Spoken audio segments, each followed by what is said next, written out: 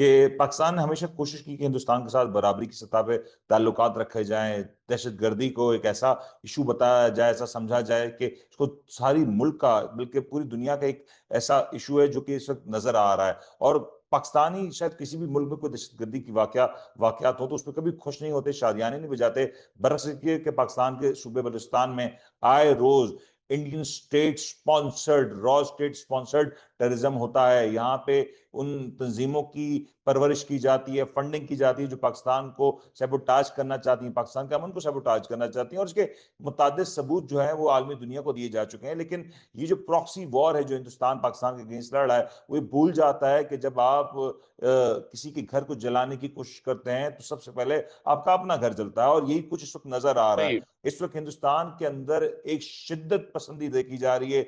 مذہبی انتہا پسندی دیکھی جا رہی ہے، اور اس کا اثر یہ ہو رہا ہے کہ آج ہندوستان کسی بھی طرح سے کوئی اقلیت تو چھوڑیں، میں مسلمانوں کی بات کروں، میں کرسچنز کی بات کروں، وہ تو یقینی طور پہ محفوظ نہیں، لیکن جو نچلی ذات کے ہندو ہیں وہ بھی اپنا آپ کو محفوظ تصور نہیں کرتے۔ اور اب عالم یہ ہے کہ ہر شخص ہندوستان میں رہنے والا مجبور ہے کہ وہ اپنی محب وطنی کا، حب الوطنی کا ثبوت دے، کیونکہ اگر وہ اس طرح سے نہیں کرتا تو اس کے لیے ہندوستان میں یقینی طور پہ بڑی مشکلات ہیں۔ اس وقت یہ بات کہی جی. جائے کہ ہندوستان انٹرنیشنلی عالمی سطح پہ آئسولیٹ ہو چکا، وہ ہندوستان جو پاکستان کو کبھی فیٹ ایف کی گری لسٹ سے ڈراتا تھا، کبھی آئی ایم ایف کے قرضوں سے ڈراتا تھا، آج ہندوستان خود معاشی طور پہ شاید جتنا بھی مستحکم ہو لیکن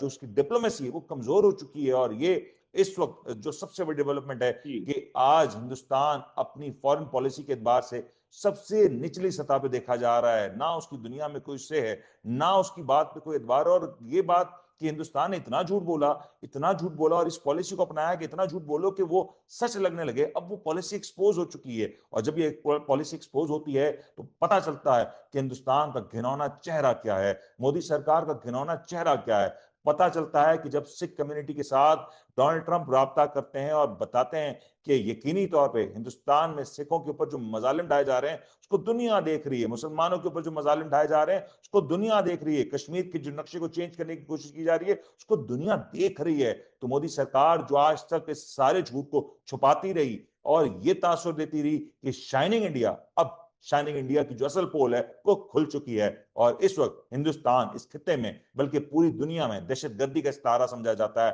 کینیڈا میں جو کچھ ہندوستانی ایجنسی کے لوگ کرتے رہے، امریکہ میں جو کچھ کرتے رہے، پاکستان میں جو کچھ کرتے رہے، سری لنکا، بنگلہ دیش، یو جسٹ نیم اٹ، کہ کہاں کہاں ہندوستان نے پراکسی وار کے ذریعے اپنے مخالفین کو، وہ آوازیں جو مودی سرکار کے خلاف اٹھتی رہیں، ان کو دبانے کی کوشش نہیں کی۔ یقینی طور پہ سارے ثبوت موجود ہیں۔